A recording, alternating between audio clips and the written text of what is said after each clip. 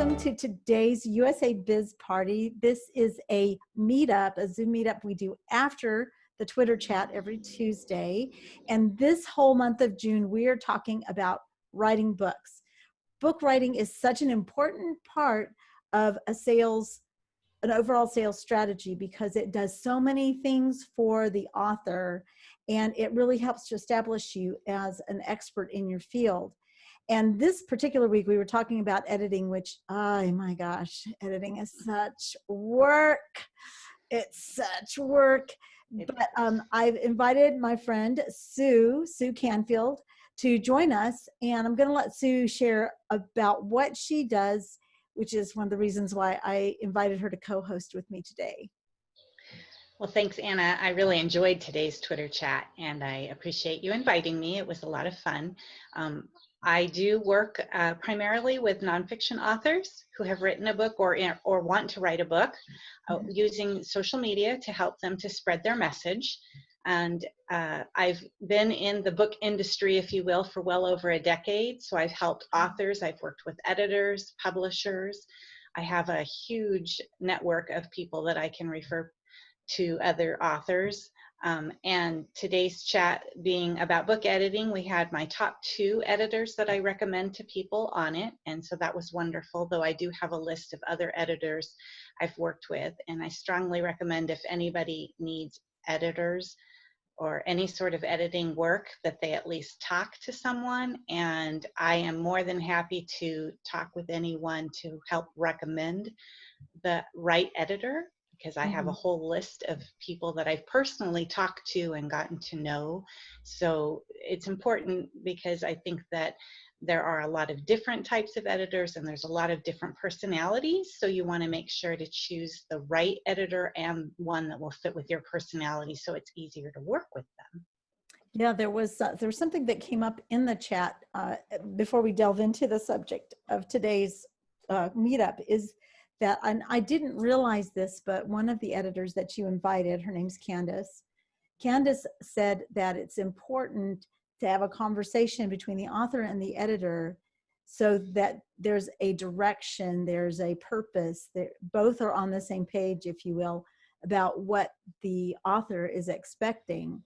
And I really guess I really didn't think about that. I suppose when I see editor, Stephen King calls the, what is it? To write is human and to edit is divine. And apparently he has, he's got one editor that he just loves, writes all his books for him, or not writes them, I'm sorry, edits his books. And so he must have a really good relationship. But I guess maybe you can speak to that, because I guess I really didn't think about, I always figured the editor knew better than I did. And it was, you know, it was kind of like, okay, you hand the book over to an editor and then you get it back and you cry because it doesn't sound anything like what you thought it was going to sound, right? Right. No, and that's so true. And as Candace mentioned in the chat, and I've talked to many editors, and the good ones are all going to have a conversation with you, the author.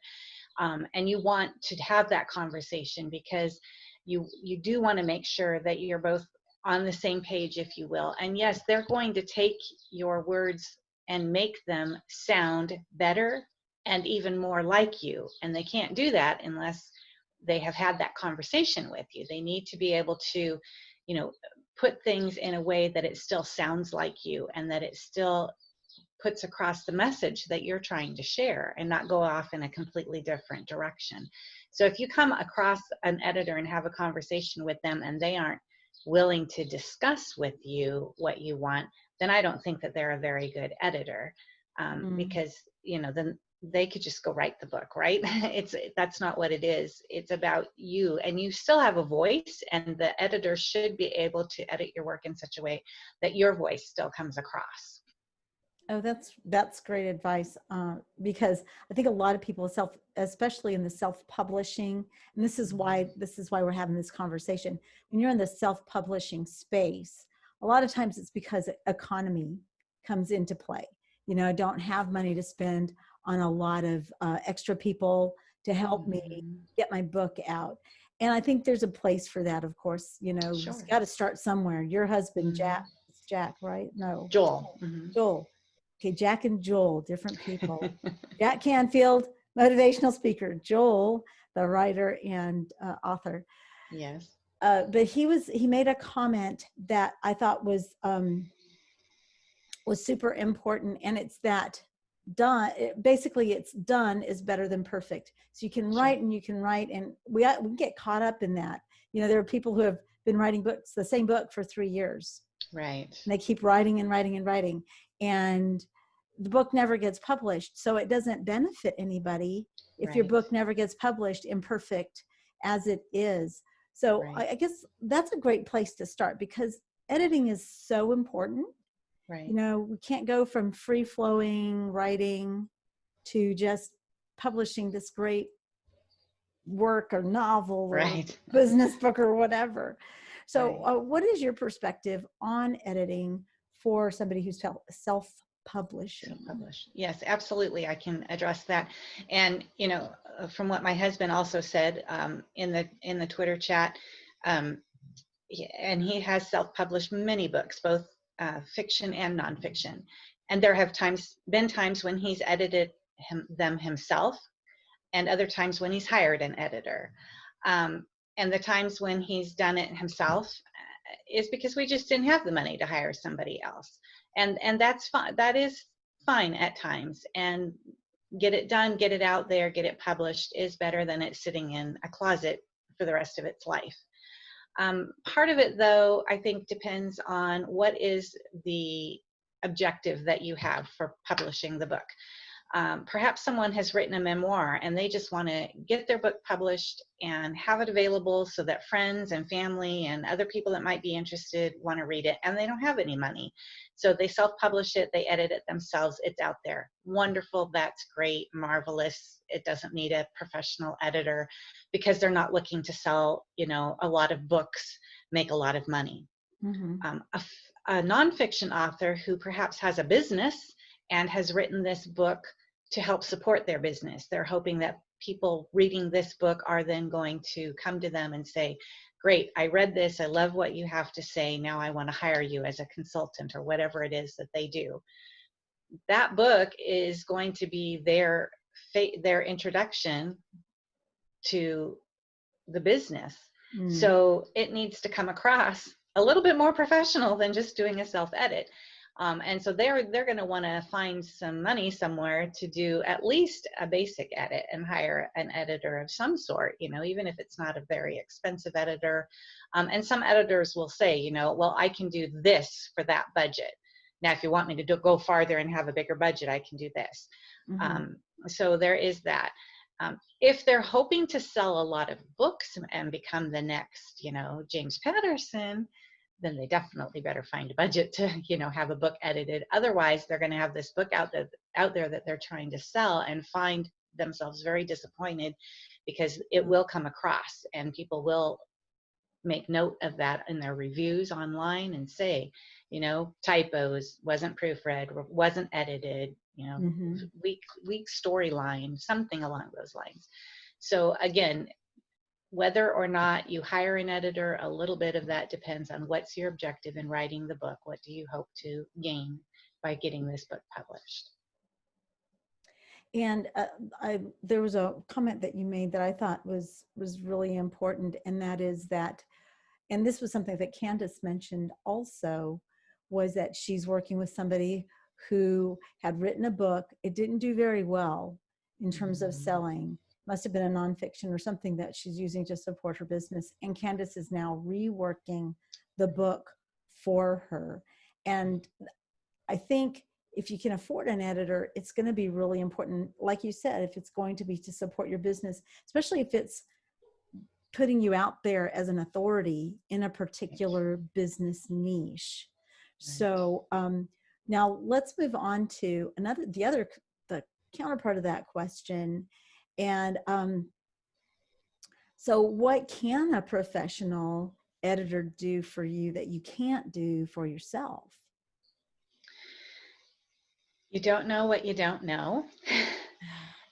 There's that, and too often as an author, I find this even just writing a short blog post.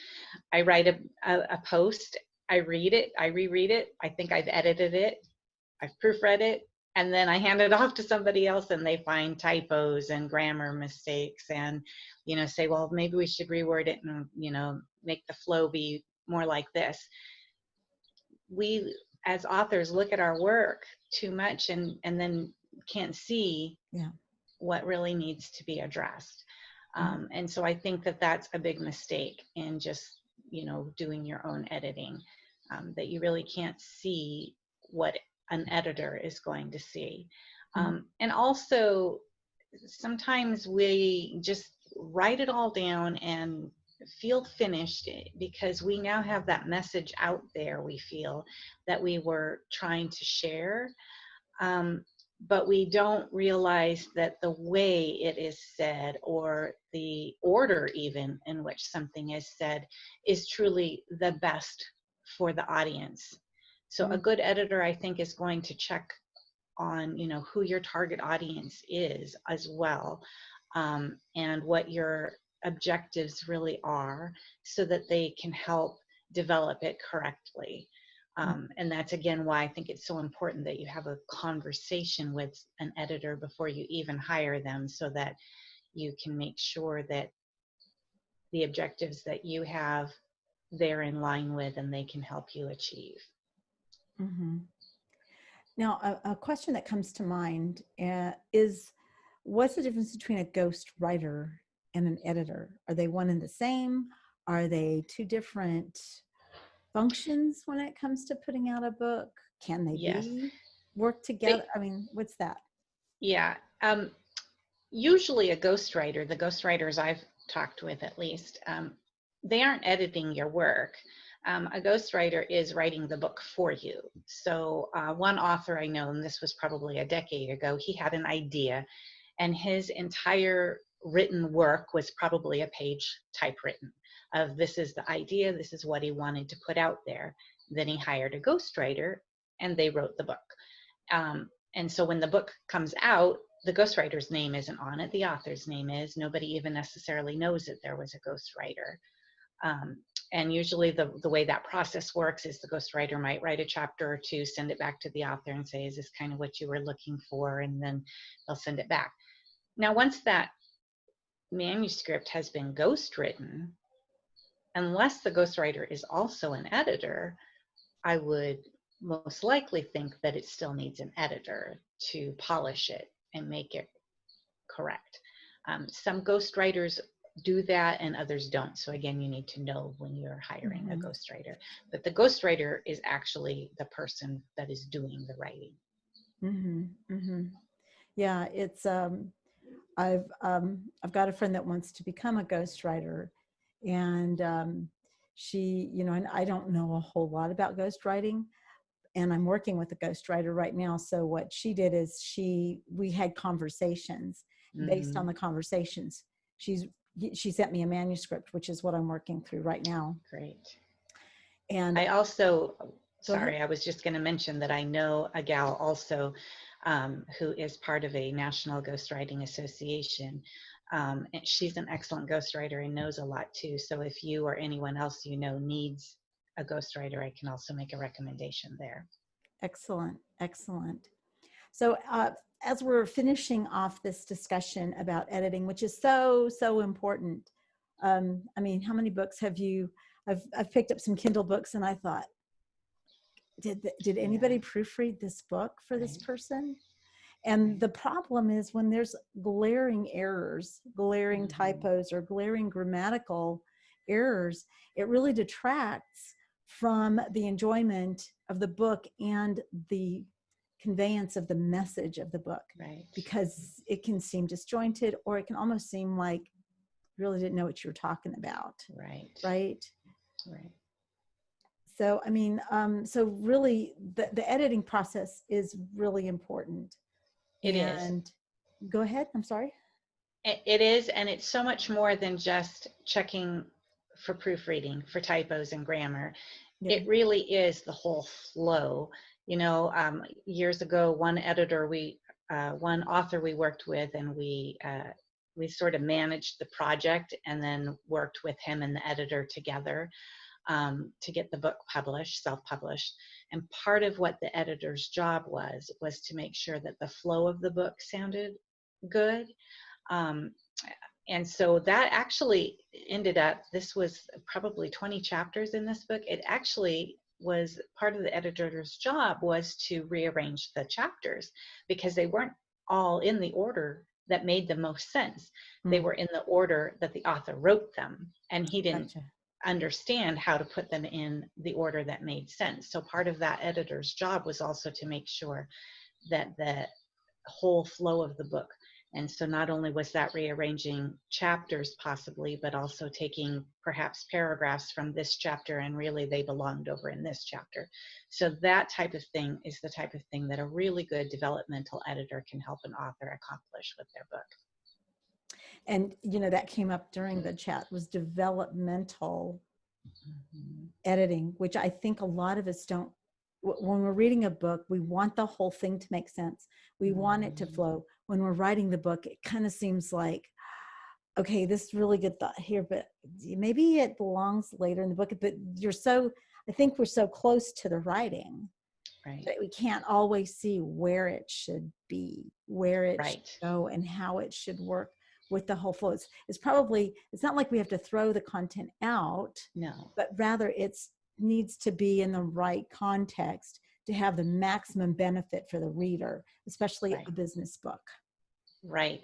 And that's what a developmental editor does versus if they are only a line editor, they're just doing the line by line, what's the right edit for this line or paragraph, but they don't do that full developmental thing. And here's the thing too about, let's say an editor, which I've known this to happen, says, no, this whole paragraph needs to go, or this whole chapter, or this whole section. That information can still be used later on, particularly if you're a business person. I know an author who a whole section was taken out of her book. It didn't really fit within the book, but it still fit within her message. And so she repurposed it later on, and we rewrote it to be an article that she then posted online. And that's a very interesting point. I've worked with a gentleman by the name of Rick Cooper. So Rick's the one who taught, you know Rick. Oh, yes, very well. Lovely. He and I actually just had an opportunity to chat after years of not spending much time together. But I looked to him to learn how to start writing a book. And one of the things he said is never, if you're taking stuff out, take it and put it somewhere else. Right. So I remember, as a matter of fact, as I'm working through the edits of this book, I'll go through and I'll think, okay, this doesn't fit anymore because the book has taken, since I started the book, I've seen the flow that the book needs to take better. But then I'll go, okay, so I put that at the end of, let's say, the chapter, and then I have asterisks across, and I go, save this for later. Let's see where this fits in. Because it is important. Just because it doesn't fit that particular piece doesn't mean it's not valuable to your audience. And it could be there was a book I was reading, you're probably familiar with it, Atomic Habits. Yes. By James Clear. Well, he has 2 bonus chapters. Right. That, of course, you have to go sign into his website to get them. But they're probably thoughts he had that as he was writing the book, and he thought, okay, this doesn't work with the flow of this doesn't work with the flow of the book, but it could be a separate standalone chapter that could benefit. I think one is businesses and one is parenting.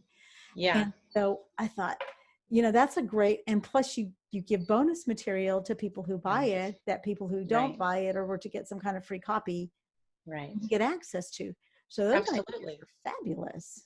Yeah, and that really accomplishes 2 things. One, he's probably increasing his newsletter list because he's giving it as a bonus if you sign up for his newsletter. And so that's a way for him to stay in touch with you. And 2, if people get that but haven't gotten the book, they're going to see what kind of things he says and his writing style, and they're going to say, oh, I want to now buy the book because they've had enough information given them to make it an incentive for them to go and purchase that. Yeah, oh my gosh, books are such a powerful tool for sales. They're such a powerful tool for business. It's a shame that most people think I don't have anything I don't have anything to write that nobody else has written. It's, And the thing with that is, even if you're writing the same thing that somebody else has written, they didn't write it the way you would. mhm, And you appeal to a particular audience. So you will still have an audience for your book. Your fans, the people who like you, are going to buy your book. So yes, I think that probably every business person should write a book. I agree with you wholeheartedly. Well, Sue, how can people get in touch with you? Of course, you're going to be back in a couple of weeks, but how can people get in touch with you? Because you help take the finished product and help them market it so that it actually makes money for them. Um, Yes, so how can people get in touch with you, Sue? sure. The best way is really to go to my website, ausoma.com. That's AUSOMA.com. That stands for Authors Social Marketing. And there you can follow my blog, sign up for my newsletter, find where I'm at on all the social media sites. Well, thank you again. This Yeah. whole month, like I said, the month of June is all about writing that book that is going to serve your audience the best. And so we just encourage you, join us for USA Biz Party. And if you're watching this video, please, please, please subscribe to our channel, because then you can get notifications every time we put up a new video. So thank you so much for joining. Thank you, Sue. I'm looking Thank you, forward Anna. to more interaction. Me too.